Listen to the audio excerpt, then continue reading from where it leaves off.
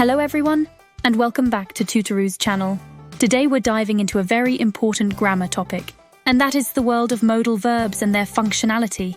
These little helpers are essential in English, and they can change the meaning of a sentence in subtle but important ways.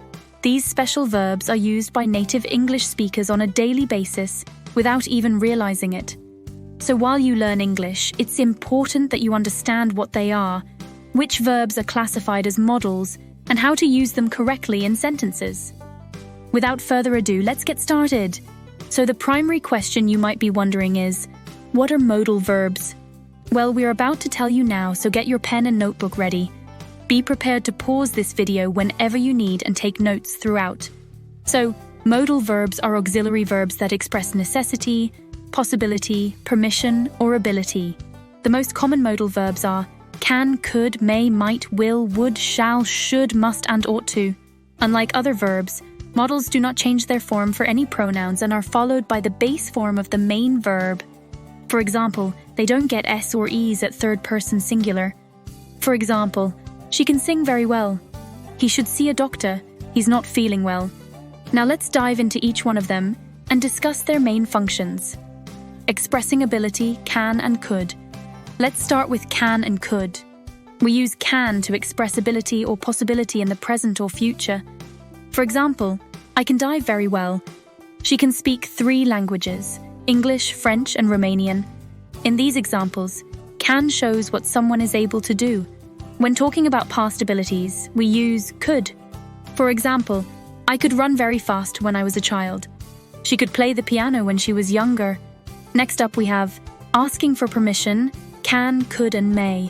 When asking for permission, can, could, and may are used, but they vary in formality. Can is informal. For example, can I play video games with you? Could is more polite and formal.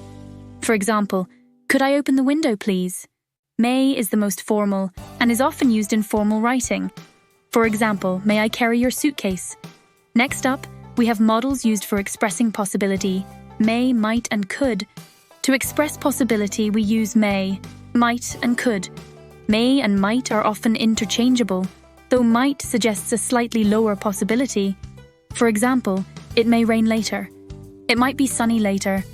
Could also expresses possibility, but it often implies a stronger potential. For example, it could rain if the clouds get darker. Next up, we have modals used for expressing necessity, must, have to, should, and ought to. To express necessity or strong advice, we use must, have to, should, and ought to. Must and have to indicate that something is necessary or required. For example, you must wear a seatbelt when driving. I have to finish my homework. Should and ought to are used for advice or recommendations and are less forceful than must. For example, you should eat more vegetables. You ought to visit your grandparents. Next up, we have modals used for making offers and requests, will, would, and shall. For making offers and requests, we use will, would, and shall. Will is used for offers and promises. For example, I will help you with that. Or, will you marry me? Would is more polite and is used for requests and offers. For example, would you like some coffee? Would you help me with this?